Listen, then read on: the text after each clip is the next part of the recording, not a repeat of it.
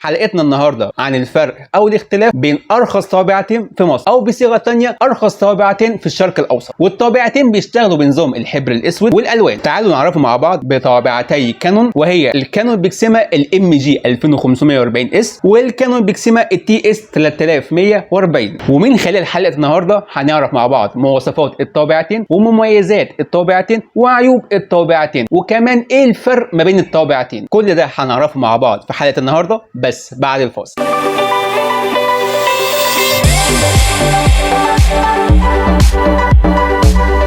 السلام عليكم ورحمه الله وبركاته. ازيكم يا اخواني؟ عاملين ايه؟ اخباركم ايه؟ ان شاء الله تكونوا بخير وفي افضل حال. معاكم احمد السيد من قناه كانون بالعربي، وحلقتنا النهارده هنتكلم عن ارخص طابعتين في مصر او ارخص طابعتين في الشرق الاوسط، وهي الطابعتين الكانون الام جي 2540 اس والطابعه الكانون التي اس 3140. وان شاء الله الحلقه تنال اعجاب. مبدئيا كده نبدا بمواصفات الطابعتين. والطابعه الكانون بيكسيما الام جي 2540 اس والطابعه الكانون التي اس 3140 من عائله بيكسيما اللي هي الطابعات السائله الملونه. والطابعتين 3 في 1. يعني ايه 3 في 1؟ يعني 3 وظائف او 3 اجهزه في جهاز واحد، طباعه وتصوير وسكانر في جهاز واحد. الطابعتين بيشتغلوا بنظام الحبر السائل الاسود والملون. يوجد بالطابعتين خرطوشتين حبر، خرطوشه ملون وخرطوشه اسود، والخرطوشه الالوان رقمها 446، اما الخرطوشه الاسود فرقمها 445. يعني خرطوشتين حبر اللي موجودين في الطبعه لو انت هتطبع على نوع الورق بلان بيبر اللي هو الورق المستندات او الورق المذكرات المدرسيه، فهي هتطبع معاك الى ما يقارب 180 ورقه. لكن لو استخدمت اي طبعه من الاثنين في انك تطبع على صور الفوتوغرافيه اللي هو نوع الورق فوتو جلوسي بيبر، فالحبر هيخلص معاك بسرعه جدا، وكمان تقدر تعيد تعبئه الاحبار بكل سهوله بعد ما الحبر يخلص من الخراطيش. الطابعه الكانون بيكسيما الام جي 2540 اس تقدر توصلها من خلال الكابل يو اس بي وتطبع من خلاله اذا كان كمبيوتر او لابتوب. وللاسف الطابعه الام جي 2540 اس ما فيهاش خاصيه الواي فاي ولا خاصيه الاتصال المباشر، وبالتالي فهي هتأيدك انك تستخدم جهاز واحد فقط متصل بالكابل اليو اس بي اذا كان لابتوب او كمبيوتر. لكن الطابعه الكانون بيكسيما التي اس 3140 تقدر توصلها من خلال الكابل يو اس بي وتطبع من خلال اللابتوب او الكمبيوتر، وكمان فيها خاصيه الراوتر الواي فاي وخاصيه الاتصال المباشر. ومن خلال خاصيه الراوتر الواي فاي تقدر تطبع على اكتر من جهاز موبايل واكتر من جهاز لابتوب واكتر من جهاز تابلت من خلال خاصيه الراوتر الواي فاي. ولو ما عندكش راوتر واي فاي تقدر تطبع من الموبايل واللابتوب والتابلت من خلال خاصيه الاتصال المباشر بدون استخدام الراوتر الواي فاي. يعني الطابعه تي اس 3140 تقدر تطبع على اكتر من جهاز في وقت واحد. حجم الورق اللي تقدر تستخدمه في الطابعتين معاك من 65 جرام الى 280 جرام، واقصى حجم لمقاس الورق معاك الى حجم A4. الطابعه الكانون بيكسيما الام جي 2540 اس والطابعه الكانون بيكسيما التي اس 3140 مدعمين لجميع اصدارات الويندوز، وكمان مدعمين لجميع اصدارات الماك، والطابعتين عليهم ضمان سنه واحده من تاريخ الشراء. وبكده خلصنا مع بعض مواصفات الطابعتين. تعالوا بينا نعرف مع بعض مميزات الطابعتين. واول ميزه معانا ان سعرهم رخيص جدا بالنسبه لوظائفهم وامكانيات. تاني ميزه معانا ان وزنهم خفيف وحجمهم صغير. تالت ميزه معانا ان استخدامهم سهل وبسيط ومش معقد. رابع ميزه معانا ان خراطيش الحبر اللي موجوده في الطابعتين حجمهم كبير، وده لو انت هتقارنها بالطابعات الاخرى بنفس الفئه السعريه. خامس ميزه معانا ان الطابعه الكانون بيكسيما التي اس 3140 تقدر تطبع من خلال الموبايل واللابتوب والتابلت من خلال خاصيه الراوتر الواي فاي. ولو ما عندكش راوتر واي فاي تقدر تطبع على الموبايل واللابتوب والتابلت باستخدام خاصيه الاتصال المباشر المعروفه بالدايركت موبايل بدون استخدام الراوتر. وسادس ميزه معانا ان الطابعه الكانون بيكسيما التي اس 3140 فيها شاشه وان سنجل، والشاشه اللي موجوده في الطبعه هتسهل لك استخدام النسخ او التصوير، وكمان اعدادات الطبعه واعدادات الراوتر الواي فاي. وبكده عرفنا مع بعض مميزات الطابعتين. تعالوا بينا نعرف مع بعض عيوب الطابعتين. واول عيب معانا ان سعر خراطيش الحبر غالي ومكلف. تاني عيب معانا ان خراطيش الحبر هتطبع معاك الى ما يقارب 180 ورقه فقط، وبالتالي الحبر هيكون مكلف. تالت عيب معانا انك لو ركنت الطبعه لفتره بدون ما تستخدمها والفتره دي اكتر من شهرين، ففي الحاله دي هتحصل مشكله لخراطيش الحبر وبالتالي هتغير خراطيش الحبر. رابع عيب معانا ان الكابل يو اس بي الواصل ما بين بين الطابعه والكمبيوتر غير مرفق مع الطابعتين. خامس عيب معانا في حاله انك غيرت كلمه مرور الراوتر الواي فاي او غيرت الراوتر الواي فاي ذات نفسه، فالطابعه مش هتشتغل معاك من خلال الراوتر الواي فاي، فهتعيد تعريف الطابعه على الراوتر الجديد او هتعيد نفس الخطوات في حاله انك غيرت كلمه مرور الراوتر الواي فاي. سادس عيب معانا ان الطابعتين اثناء استخدام النسخ او التصوير في اخر 2 سم مش بيظهر في التصوير. يعني لو انت بتنسخ او بتصور ورقه فيها هامش في الاخر او فيها برواز، في اخر 2 سم مش هيظهر في التصوير او في النسخ. ودلوقتي انتهينا من عيوب الطابعتين وجه ميعادنا مع الفرق ما بين الطابعتين. واول اختلاف معانا ان الطابعه الكانون بيكسيما التي اس 3140 فيها الطباعه من خلال الراوتر الواي فاي، لكن الطابعه الكانون بيكسيما الام جي 2540 اس لا يوجد فيها خاصيه الطباعه من خلال الراوتر الواي فاي. لكن الطابعه الكانون بيكسيما التي اس 3140 فيها شاشه صغيره، وده هيسهل لك استخدام الطبعه وجميع وظائفها. اما الطابعه الكانون بيكسيما الام جي 2540 اس ما فيهاش شاشه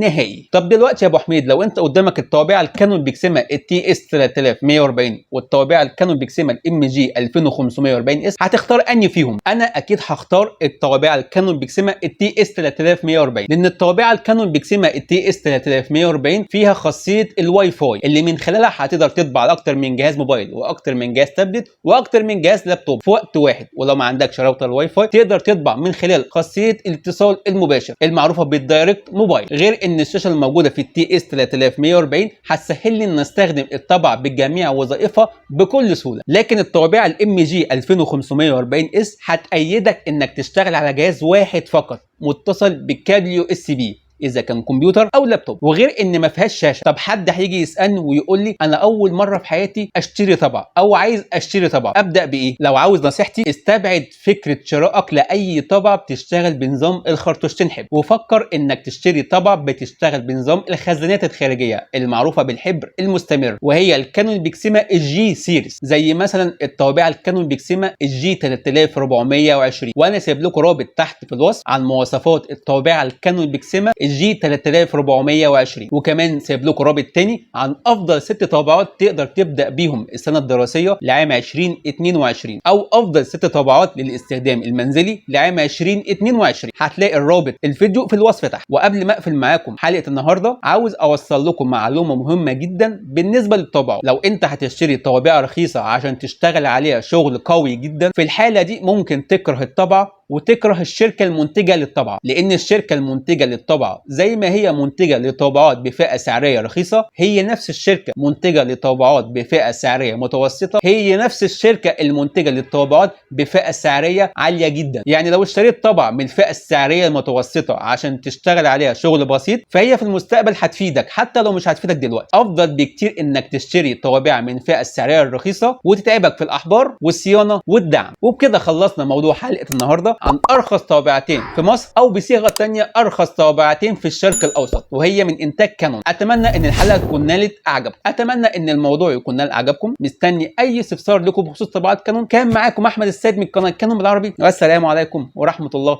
وبركاته.